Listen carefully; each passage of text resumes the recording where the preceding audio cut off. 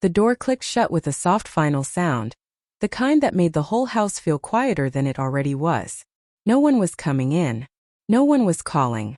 No footsteps in the hallway. Just the steady hum of the refrigerator and the faint, tired whisper of rain against the window. I stood there a moment longer than I needed to, keys still in my hand, as if letting go of them meant committing to something I hadn't named yet. Then I walked to my room. The closet door opened without complaint. A line of familiar clothes waited in dim order, shirts hung shoulder to shoulder, jeans folded in stacks that leaned slightly from too many rewrites of the same routine. Everything looked normal. My hands moved anyway, slow and careful, sliding hangers aside, fingertips brushing fabric like they were checking for heat.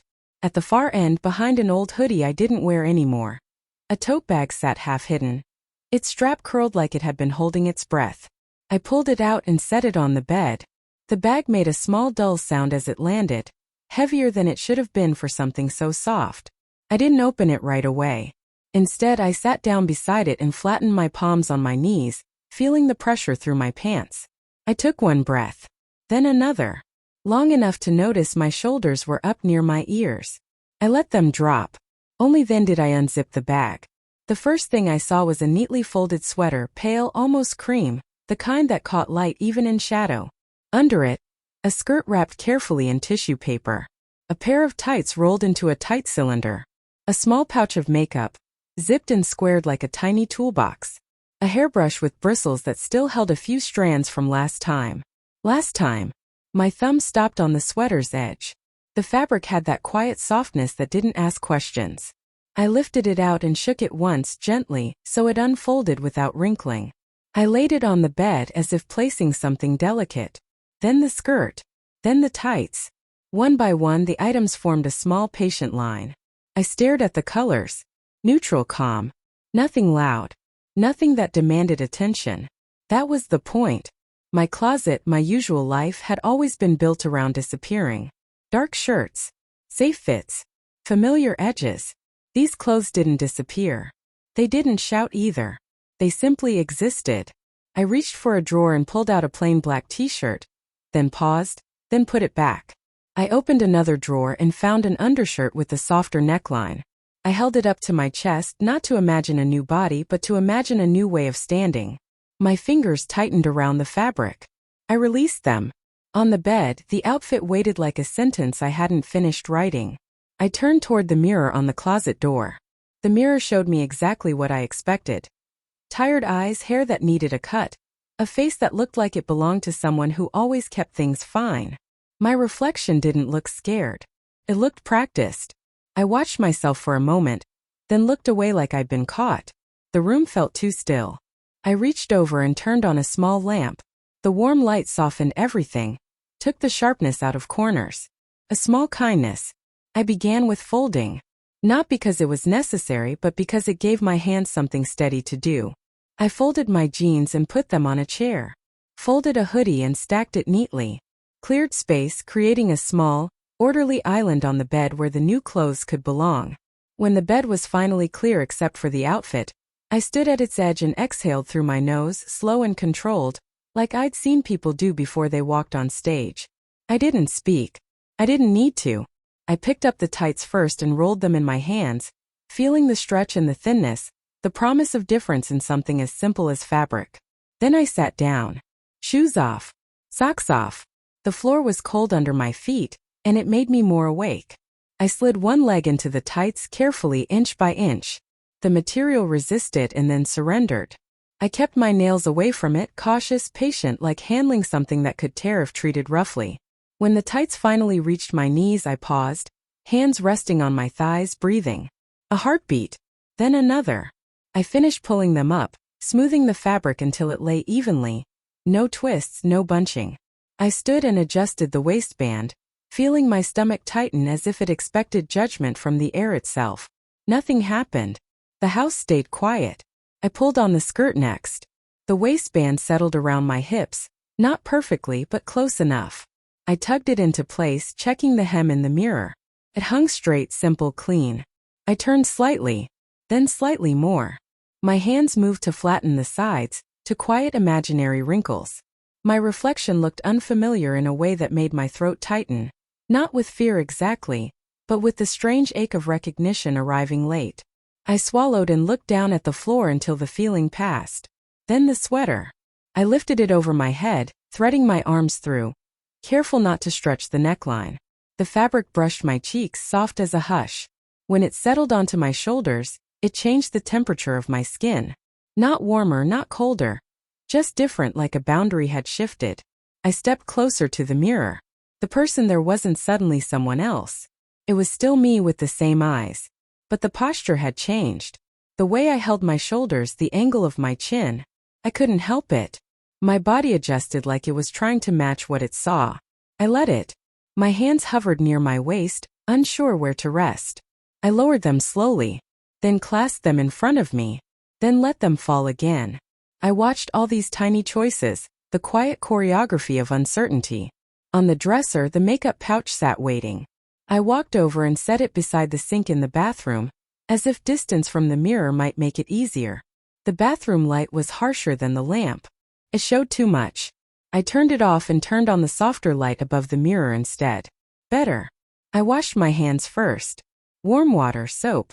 A ritual, a reset. Then I opened the pouch. Everything was arranged with intent. Foundation bottle wiped clean, concealer stick cap tight. A small palette of neutral shades, a mascara tube, a lipstick I'd chosen because it wasn't loud. Next to it, a pack of cotton pads, a small bottle of micellar water, and a tissue folded into a square. I stared at the cotton pads longer than I needed to, because they meant I could undo this, because they meant I expected to. I took a pad and set it aside like a promise I wasn't sure I wanted. I started with moisturizer, rubbing it into my face until my skin felt awake. My palms warmed my cheeks. My fingers traced familiar lines. Jaw, temples, the bridge of my nose. I didn't rush. When I opened the foundation, the cap made a soft pop. I put a small amount on the back of my hand and looked at the color in the light. Too dark? Too light? I dabbed a little onto my chin, then blended with a sponge, tapping lightly. Tap, tap, tap, patient and rhythmic, until the edge disappeared. I leaned closer, searching for the moment where it stopped looking like a layer and started looking like skin. The first attempt didn't work. It sat wrong around my nose. It clung to places it shouldn't. My eyebrows drew together and my mouth tightened. I stared at myself, not angry but disappointed in that quiet way that made my chest feel smaller. I reached for the micellar water. The cotton pad soaked quickly. I pressed it against my cheek and wiped gently. The makeup came off in pale streaks, leaving my skin slightly pink, slightly damp, as if it had been rubbed awake. I watched the pad fill with color and felt something inside me loosen. This wasn't failure. This was part of it. I washed again. Pat-dried my face. Applied moisturizer again, slower this time. Second attempt. Less product. More tapping. Softer blending. I didn't look for perfection. I looked for calm. When it finally settled, it wasn't dramatic. It didn't transform me into someone from a magazine. It simply softened the sharpness of the day on my face. I exhaled. Next, concealer under the eyes. Small dots, gentle blending. Powder just enough to quiet shine. I brushed it on with a light hand, like dusting a fragile surface. Eyeshadow came next. I opened the palette and hovered over colors like I was choosing words. Too dark would feel like a costume. Too bright would feel like a dare. I chose a soft brown, barely there. The brush moved across my eyelid with careful strokes. I blinked. The sensation made my eyes water a little, but I kept steady. I wiped the corner with a tissue, careful not to ruin what I'd just done. Eyeliner weighted, thin and black. I stared at it for a long time. Then I opened it. The first line wobbled. My hand trembled at the edge, the brush slipping just enough to leave a small uneven flick. My stomach dropped. I leaned in closer and tried to fix it, making it worse. I stopped. Hands down. Breathe in. Breathe out. I wiped it off gently, not punishing my skin, not rushing. Again the cotton pad did its quiet work, carrying away the mistake without comment. I tried again. This time I rested my elbow on the counter for stability. I drew the line in tiny segments rather than one long sweep. Came out simple. Not perfect, but honest. Mascara was next. I blinked fast once, then slowed my breathing and brushed the wand through my lashes. One eye, then the other. I checked for clumps and cleaned a smudge with the corner of a pad. A small sigh escaped me, almost soundless. The lipstick remained. I twisted the tube up slightly and tested the color against my thumb. Muted rose. Safe but not invisible. I applied it carefully, tracing the natural shape of my mouth. The color changed my expression more than it changed my face. It made me look like someone who might speak softly instead of disappearing. I pressed my lips together once to even it out. Then I stepped back. For a moment I didn't move. My eyes held my reflection. The person staring back looked like they had spent years standing in doorways, half ready to leave. The makeup didn't erase that. It didn't rewrite history. It simply said, "You're here." I reached for the brush next. My hair was still my hair. No sudden miracle. Just strands that fell where they wanted. I brushed it slowly, letting it lie smoother. I tried parting it differently. I tucked one side behind my ear, then untucked it. I leaned closer to the mirror and practiced a smaller expression. One that didn't clench the jaw. One that let the eyes rest. I didn't smile. Not yet. Back in my room, I turned off the lamp and then turned it on again, adjusting the angle so the light fell softer on the mirror. I wanted to see myself without the harshness of overhead truth. I walked to the closet and found a cardigan I'd forgotten was there. Gray, simple, a texture that felt like quiet weather. I slid it on and the sleeves covered my wrists.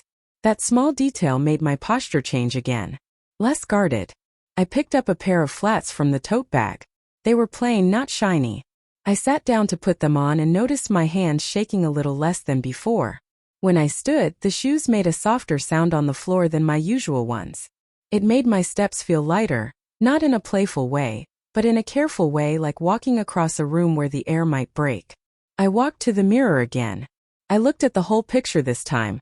Tights, skirt, sweater, cardigan, shoes, makeup. My eyebrows lifted slightly, not in surprise but in assessment. I turned sideways. Then the other side. My hand smoothed the skirt again. The gesture was automatic now, like my body was learning a new habit. Then I noticed my breathing. It was no longer trapped high in my chest. It had moved lower, slower. I placed one hand on the edge of the dresser, grounding myself. The other hand hung at my side, fingers relaxed.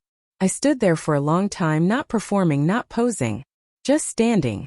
A small sound from outside, the rain shifting, a car passing in the distance, made my shoulders tense, and I watched the tension rise and fall like a wave. I practiced letting it go. I walked to the living room slowly, as if the hallway belonged to someone else. The carpet felt familiar under my feet, but my steps were different. I glanced at the dark window and saw my reflection faintly there too, layered over the night. I didn't rush to turn on all the lights. I turned on one. The room looked ordinary. Couch, table, a stack of mail I hadn't opened. Nothing in the room reacted to me. Nothing rejected me. The house held the moment like it held everything else. Quietly. I picked up a blanket from the couch and folded it twice, aligning the edges. I straightened the corner of a cushion. I moved a mug to the sink and rinsed it. Small tasks. Something to do with my hands. Something to prove I could exist like this without the world ending. Back in the bathroom, I checked my makeup again. A small smudge near one eye. I fixed it with a cotton swab. The movement was gentler than before, the patience more natural. I looked at myself again. This time I didn't flinch. The title in my mind, the old heavy sentence I'd carried for years, pressed at the edges, trapped, stuck, hiding. But the person in the mirror didn't look trapped. They looked cautious, yes. They looked like they'd spent a long time surviving. But they also looked present. I turned off the bathroom light and stood in the dim hallway, letting the softer darkness blur the edges of everything. My heart slowed, not because I was suddenly fearless, but because I was no longer arguing with myself. In my room, I sat on the bed and placed the makeup pouch back into the tote bag with care. I folded the tissue paper and tucked it neatly. I didn't throw anything in. I didn't rush to erase evidence. I left the tote bag unzipped, as if it didn't need to be hidden again. I picked up my phone from the nightstand, stared at the blank screen, and set it back down without unlocking it. No announcements. No messages. No proof required. I stood once more in front of the mirror. My shoulders were lower. My hands were still. My eyes were steady. I adjusted the cardigan collar, smoothing it flat. I brushed a loose strand of hair behind my ear and let my hand fall naturally.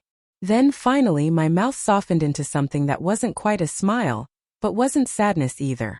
A quiet acceptance. Not a celebration. Not a final destination. Just the calm understanding that the house hadn't changed, and I hadn't disappeared, and that the person looking back at me was not an intruder. I took one slow breath in, and one slow breath out. Then I turned off the lamp, climbed into bed carefully so the skirt didn't crease too badly, and rested my hands on the blanket. In the darkness there was no mirror, but I didn't need one to know I was still here. Still learning. Still allowed. And for the first time in a long time, the silence didn't feel like a cage. Felt like room.